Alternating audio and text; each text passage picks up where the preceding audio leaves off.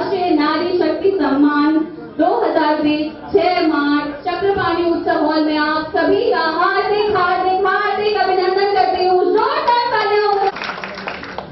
आज के हमारे कार्यक्रम में श्री राजकुमार नाहर सर, प्रेसिडेंट दूरदर्शन, एवं श्री अनिल सुलभ सर, जो कि अध्यक्ष हैं बिहार हिंदी साहित्य सम्मेलन, जैसे विशिष्ट अतिथियों के साथ आज दीप प्रज्वलन के साथ हम हमारे समारोह का आरंभ करेंगे। और साथ ही जो मुख्य कार्यक्रम होगा उसमें हम भारत के बिहार राज्य के 38 जिलों की 38 मुख्य विशिष्ट कार्य करने वाली नारी शक्तियों को सम्मानित करेंगे, जिन्होंने प्रतिकूल परिस्थितियों में भी अपने एक अलग पहचान कायम की, अपना अस्तित्व बनाए रखा और अपनी सेवा भावना और कर्तव्य परायणता से ये सिद्ध कर दिया कि प्रतिकूल परिस्थितियों में भी अगर मनुष्य के अंदर इच्छा हो तो कुछ भी करके दिखाया जा सकता है।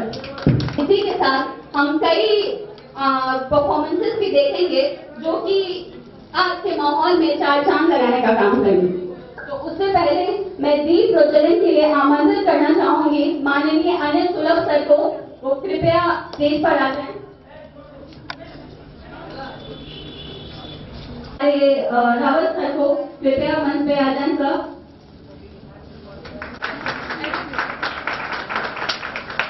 देश वंदना से करते हैं। तो इसी परम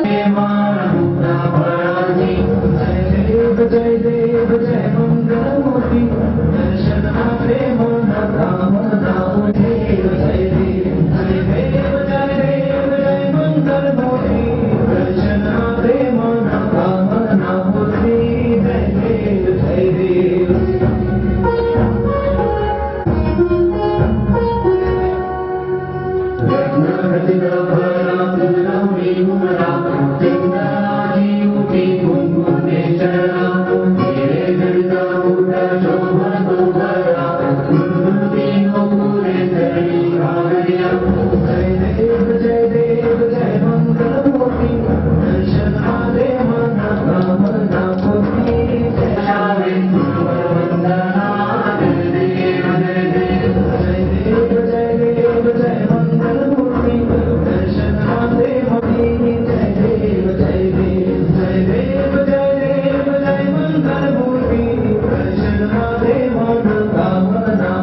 अब मैं बुलाना चाहूंगी अनिल सुलभ सर को। सर कृपया आप मंच पे आएं और अपने विचारों को प्रकट करें। आइए मंत्रा के तत्वावधान में आयोजित इस अत्यंत महत्वपूर्ण आयोजन में विशिष्ट अतिथि के रूप में उपस्थित पटना दूरदर्शन केंद्र के सम्मानित केंद्र निदेशक हमारे छोटे भाई और बहुत अच्छे संगीताचार्य डॉक्टर राजकुमार नाहर जी के बड़े भाई या छोटे भाई रावत जी, संचालिका जी और यहाँ से उपस्थित विदुषी देवियों और विद्वान सचिव। सबसे पहले महिला दिवस की पूर्व संध्या पर आयोजित इस समारोह में आप सभी महिलाओं को विशेष रूप से बधाइयां और शुभकामनाएं देता हूँ और पुरुषों को भी देता हूँ। या पुरुषों का भी अस्तित्व महिलाओं के कारण ही है, इसलिए आपके प्रति भी बधाई व्यक्त करना चाहिए। अभी आपने खुशबू जी का व्याख्यान सुना, उत्साहवर्धक व्याख्यान था, और उसके पहले आपने प्रेम रावत जी का ध्वनांकित व्याख्यान सुना।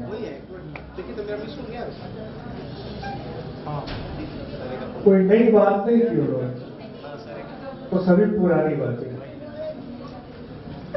मैं बहुत अधिक समय नहीं लूंगा। नाहर जी को जाना है, एक तो उनका उपवास है जैसा कि उन्होंने सूचित किया है, और सप्ताहांत का है आज दिन, तो शीघ्र हो जाना चाहिए। आपने उससे पूर्व के वक्ता से सुना, उन्होंने श्लोक के माध्यम से बताया। आवाज को छेड़छाड़ मत करिए, मैं स्वयं अपनी आवाज बढ़ा देता हूं, घटा देता हूं।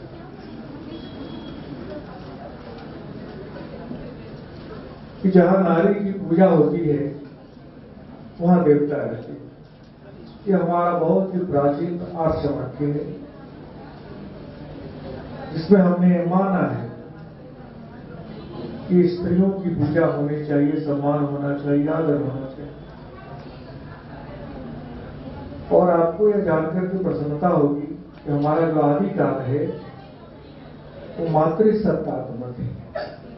पहले कुल की महिला ही कुल श्रेष्ठा होती थी, बल्कि कुलाधिपति पति होती थी एक तरह से कहीं, और कुल जो है उनके नाम से जाना जाता था। बच्चों की संज्ञा उसके मां के साथ जुड़ी होती, बताया जाता था यह फलां स्त्री का नाम लेकर के उसका पुत्र है या उसकी पुत्री है। भीष्म गंगा पुत्र कहे जाते थे।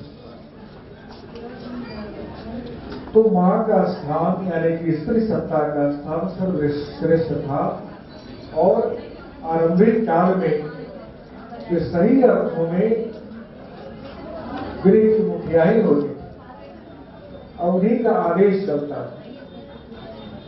वह जो गृह की सबसे वृद्धा अथवा जिसे चुन करके गृह का मुखिया प्रमुख बनाया हुआ गया होता था, उसके निर्देश पर परिवार चलता था। आज भी पता नहीं आप में से कितनों को ज्ञात है, आज भी भारतवर्ष में और अनेक दूसरे प्रांतों और राष्ट्रों में भी महिलाओं को ही प्रमुख स्थान मिला घर में। आप जाइए उत्तर पूर्व में, उत्तर पूर्व के प्राय सभी राज्यों में महिलाओं का स्थान ऊंचा है, और महिलाएं बहू बन करके घर नहीं जाती, पुरुष यानी कि वर महिला के घर आते हैं, और वहां घर में जो पैतृक संपत्ति होती है वह पुत्रियों में बढ़ती है, पुत्र को नहीं दिया जाता है। और घर की मुखिया यानी प्रमुख स्त्रियां ही होती हैं, बेटियां ही होती हैं। तो बेटी विदा नहीं होती, बेटी ही घर में रहती है और दामाद घर आते हैं। तो हम लोगों के यहाँ उत्तर भारत के प्रांतों के ठीक विपरीत वहां महिलाएं ही उच्चावस्था में है, और पुरुष से महिलाओं के घर आते हैं।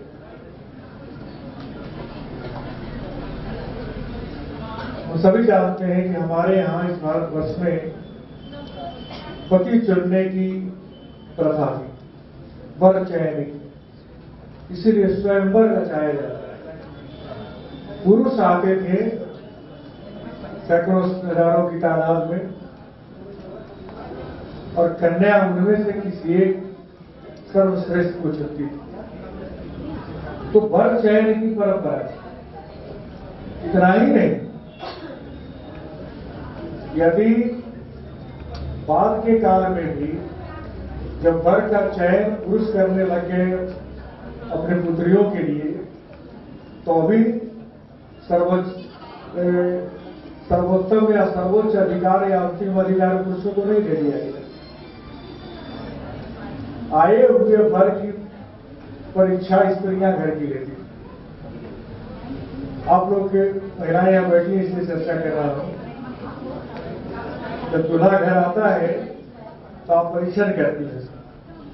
तो परीक्षण का अर्थ आरती उतारना नहीं है दूल्हे, वो परीक्षण था। वो परीक्षण अपभ्रंश हो गया है, उसका अर्थ हम दूसरा लेते हैं। वो शब्द है परीक्षण, एग्जामिनेशन। तो वर के द्वार पर आने के बाद घर की महिलाएं उस वर की परीक्षा लेती कि हमारी कन्या के योग्य वर है कि नहीं, और अगर योग्य वर नहीं है तो उनकी विदाई वहीं से कर दी जाती थी। ये अधिकार महिलाओं को था, और उसमें पुरुष हस्तक्षेप और इसे आवाज नहीं करता, उसमें पुरुष हस्तक्षेप नहीं कर सकते थे। महिलाएं वापस कर देती थी वरों की, और एक आज से 10, 15, 20 वर्षों पहले तक मैंने देखा है कि महिलाओं ने वर को वापस कर दिया। तो ये अधिकार था। और मिथिलांचल में एक और प्रथा थी कि जो आज भी दूसरे रूप में प्रचलित है, जीवित है, कि पूरी तरह से नहीं। मान लीजिए कि उन स्त्रियों ने वर की परीक्षा ली, वर उत्तीर्ण हो गए, तो उनका विवाह हो गया। लेकिन विवाह होने के बाद भी अगले 4 दिनों तक वो महिलाओं की निगरानी में बना था। अगले 4 दिनों तक पूरे दिन भर रात में भी वो कन्या के पास नहीं फटक सकता था। उसको महिलाएं घेर के रखती थी, भले दूसरे तरह के विधि विधान पूजा पाठ, ताकि वो अगले 4 दिनों के अंदर में उसके सारे गुणानुगुण ज्ञात हो जाए। और उस समय भी अगर महिलाओं को मालूम हो गया कि योग्य वर नहीं है तो वहां से भी छुट्टी हो सके। और चौथे दिन, जिसको चतुर्थी कहा जाता था, कहा जाता है आज भी, चौथे दिन तब फिर से उनका विवाह कराया जाता था। और ये चौथे दिन का विवाह तो मान्य विवाह था। उसके बाद ही वर कन्या एक हो सकते। आगे ड्रामा चलता है, होता नहीं कुछ है, लेकिन वो परंपरा का निर्वाह आज भी करते हैं। यानी कि महिलाओं का स्थान क्या था ये बताने के लिए मैंने। और पिछला जो भारतवर्ष का, जिसको हम मध्यकाल कहते हैं, इस मध्यकाल में सारी स्थितियां भारतवर्ष की बदली। जब यहाँ बाहरी आक्रांताएं भारत पर आक्रमण करने लगी, उनका प्रभुत्व भारत पर हो गया, भारत की राजनीतिक शक्तियां उन लोगों के हाथों में चली गई, उनके अनुसार उनकी व्यवहार और भाषाएं आने लगी।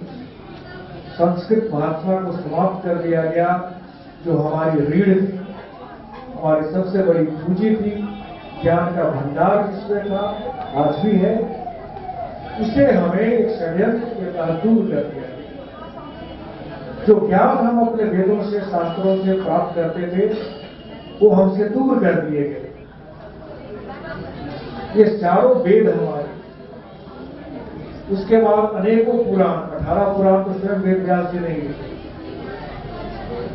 जितने हमारे ग्रंथ, उपनिषद आदि, उन सब में संपूर्ण वैज्ञानिक उपलब्धियां, केवल आध्यात्मिक नहीं। लोगों के मन में भ्रांति है कि वेद शास्त्र संस्कृत के वे केवल आध्यात्मिक ज्ञान देते हैं। नहीं, वैदिक काल में ये संसार वैज्ञानिक दृष्टि से आज से कई गुना ऊंचा था। आज तो हम वैज्ञानिक उपलब्धियां पाते हैं 20वीं सदी में, उससे कई गुना वैज्ञानिक उपलब्धियां उस काल में थी। हम उस काल में तरह तरह के अंतरिक्ष यान बनाना जानते थे और बनाते थे। वायुयान तो अनेक तरह के बनाए गए, अनेक तरह के शस्त्र उपकरण बनाए गए। हमने उस समय आज के परमाणु बम से बड़ा ब्रह्मास्त्र बनाया था। हमने हजारों तरह के अग्न्यास्त्र बनाए थे। पिनाक जैसा धनुष हमारे पास था, जो एक बार संधान कर देने के बाद वो किसी उनके आकाशीय पिंड को किसी ग्रह नक्षत्र को समाप्त करने की शक्ति रखता था। आपने सुना होगा शंकर को त्रिपुरारी कहते। उन्होंने त्रिपुर किया था, 3 कृत्रिम बनाए गए आकाशीय पिंड उनका नाश किया था। तो इसका मतलब यह था कि आकाशीय पिंड बनाए तक जाते थे।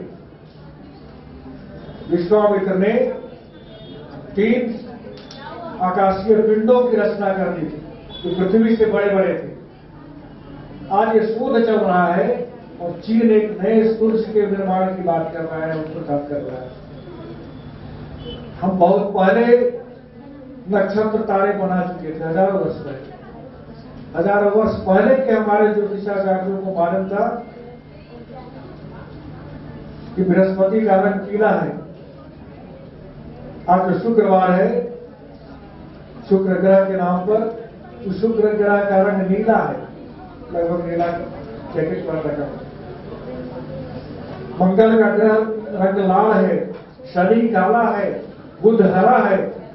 हजारों वर्ष पहले जाते थे। हजारों वर्ष पहले सामवेद में एक ऋचा में बताया गया है कि सूर्य पृथ्वी को अपनी तरफ घुमाता है, चक्कर लगाता है। और केवल कुछ 100 वर्ष पहले तक जब हम लोगों ने वेद पढ़ना छोड़ दिया, अंधकार का एक युग आया भारतवर्ष पे, तो भारत देश संसार के लोग ये जानते थे, समझने लगे कि सूर्य पृथ्वी की परिक्रमा करते थे। दिखता है तो डूबता हुआ, पूरब में पश्चिम में डूबता हुआ। तो ये मान्यता हो गई थी संसार की कि सूर्य ही पृथ्वी की परिक्रमा करते हैं। और यह भ्रांति तब तक बनी रही जब तक गैलीलियो ने यह नहीं कहा कि नहीं, सूर्य नहीं, पृथ्वी परिक्रमा करती है सूर्य। और गैलीलियो वह बात कह रहे थे जो दिखाई नहीं पड़ती है। कोई कहता है पृथ्वी को परिक्रमा करते हुए सूर्य को।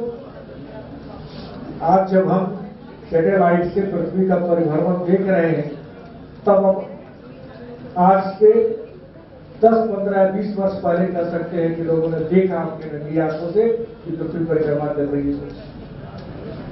लेकिन गैलीलियो ने जब बताया था और कोई प्रमाण था, पृथ्वी को घूमते हुए किसी ने देखा था? नहीं। लेकिन हजारों वर्ष पहले सामवेद में उसके 2 अध्याय में इसकी चर्चा है।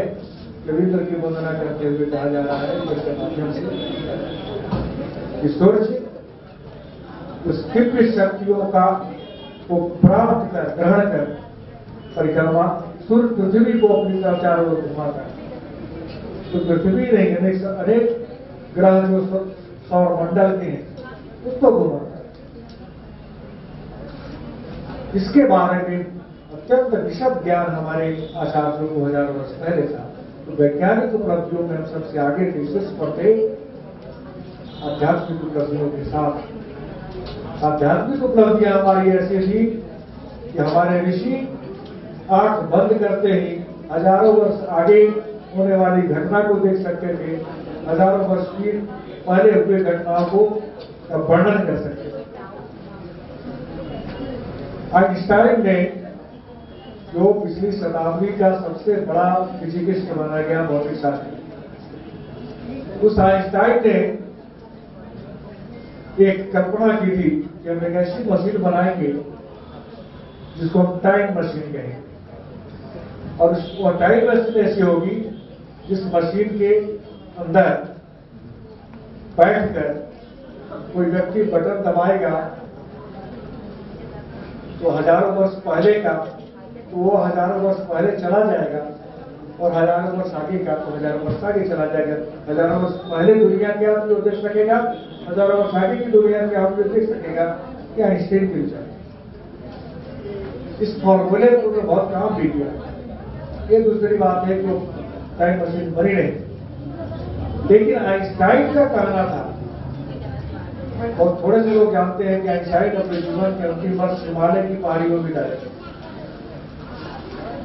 और उन्हें एक पत्रकार ने, टाइम्स के एक पत्रकार ने, जो बहुत पहले उसका साक्षात्कार किया था, ऋषिकेश के आसपास उसको देख लिया, पहचान लिया, पहले आइंस्टाइन अपनी पहचान छुपाते हुए उससे बचना चाहते थे, लेकिन पकड़ लिया पत्रकार और फिर जो साक्षात्कार दिया, उस साक्षात्कार में आइंस्टाइन ने एक ऐसी अद्भुत बात कही। आइंस्टाइन ने कहा जो टाइम मशीन मैं बनाने की कल्पना करता हूं, मैंने दर्जन भर से अधिक ऋषियों से मेरी भेंट हुई है इस हिमालय की कंदराओं में, जो क्षण मात्र में आंख बंद करते ही हजारों वर्ष पीछे और हजारों वर्ष आगे चले जाते हैं। मुझे बताते हैं कि अगले हजारों वर्ष बाद क्या होने वाला है। तो न केवल आध्यात्मिक दृष्टि से और वैज्ञानिक दृष्टि से हम श्रेष्ठ थे, क्योंकि हम अपने ज्ञान के साथ थे। तब के लोग सच्चे और अच्छे थे, उनकी प्राथमिकता में धन नहीं था, उनकी प्राथमिकताओं में ज्ञान था। वो आज हमारी तरफ उंगली उठा करके कहते हैं कि देखो देखो ये 21वीं सदी का इंसान अपने को कहता है कि वैज्ञानिक युग का इंसान है, ये देखो कितना मूढ़ है, कितना भूखड़ है। वो अपनी और कुछ भी खा रहा है, उसका भूख नहीं मिटता। वो अपना समंदर, पहाड़ और उसको पृथ्वी को खाया जा रहा है, स्वयं को खाया जा रहा है, ऐसा भूखड़। और अपने कहता कि वैज्ञानिक क्या है। दरअसल हम लोगों ने हमारे जो जीवन मूल्य थे, जो आदर्श थे हमारे, उसको छोड़कर जो पश्चिम के लोग जो कभी हमारा अनुकरण करके सभ्य बने, आज से 500 वर्ष पहले का इंग्लैंड क्या था, यूरोप क्या था, आज से 200 वर्ष पहले का अमेरिका क्या था, जंगली थे सभी। उस सबने भारत का अनुसरण किया, भारत के ज्ञान पर अमल किया, वो सब हो गया अपने आप को जेंटलमैन कहने लगे। और आज हमें कहते हैं कि ये गंवार है, भूत प्रेत वाले लोग। दरअसल उसका कारण यह हुआ है कि पिछले 500-700 वर्ष की अवधि में हमने अपने जीवन मूल्य खो लिए और हमने वह आचरण किया जो हमें विदेश के लोगों ने करने के लिए उत्प्रेरित किया या विवश किया। और उसी की प्रतिक्रिया में या परिणाम में हम इतने बौने होते चले गए, क्रूर होते चले गए, हिंसक होते चले गए, ज्ञान बल के स्थान पर पशु बन आ गया। और नारियों पर जो अत्याचार शुरू हुए वो पशु बल के कारण हुए, पशुता के कारण हुए। कोई मनुष्य स्त्री पर तो छोड़िए, किसी पर भी बल का प्रयोग नहीं करता। ये पशु होते हैं जो किसी भी दुर्बल को सताते हैं। कोई भी संभ्रांत व्यक्ति, कोई भी शिष्ट व्यक्ति, कोई गुणी व्यक्ति, कोई ज्ञानी व्यक्ति कभी किसी महिला को या किसी भी दुर्बल को नहीं सता सकता है। केवल अज्ञानता से पीड़ित या उससे ग्रस्त मनुष्य जो 2 पैर का है प्राणी, मनुष्य नहीं कहा जाना चाहिए, ऐसे 2 पैर के प्राणी स्त्रियों पर या किसी भी दूसरे पर बल प्रयोग करते हैं या उनके शारीरिक दुर्बलता का लाभ उठाते हैं। मैं कहता हूं कि दुनिया के जितने बड़े काम होते हैं वो शरीर के बल से नहीं होते। शरीर के बल से आज तक संसार का कोई बड़ा काम नहीं। संसार का जो भी बड़ा काम हुआ है वो आंतरिक बल से हुआ है, मन की शक्तियों से हुआ है। और मन की शक्तियां स्त्रियों से अधिक होती है। और आपको यह जानकारी होगी, वैज्ञानिक जानकारी है कि स्त्रियों का हृदय आकार में पुरुषों से बड़ा होता है। क्या ज्ञात है आपको कि यह वैज्ञानिक सत्य है, बायोलॉजिकल ट्रूथ है कि हृदय स्त्रियों का आकार में पुरुषों से बड़ा होता है। इसलिए स्त्रियां अधिक सहन भी कर सकती हैं और अधिक संघर्ष भी कर सकती है, अधिक लड़ाई कर सकती है। और मैं तो बराबर कर विचार करता हूं स्त्रियों पर तो मुझे लगता है कि ब्रह्मा, जिन्हें हम संसार के रचनाकार मानते हैं, जो बहुत ही आनंद की सुख निद्रा में होंगे और एक आनंदमग्न निश्वास छोड़ा होगा, तो उससे स्त्री उत्पन्न हुई हो। अब इस पर तालियां बज दी जाए।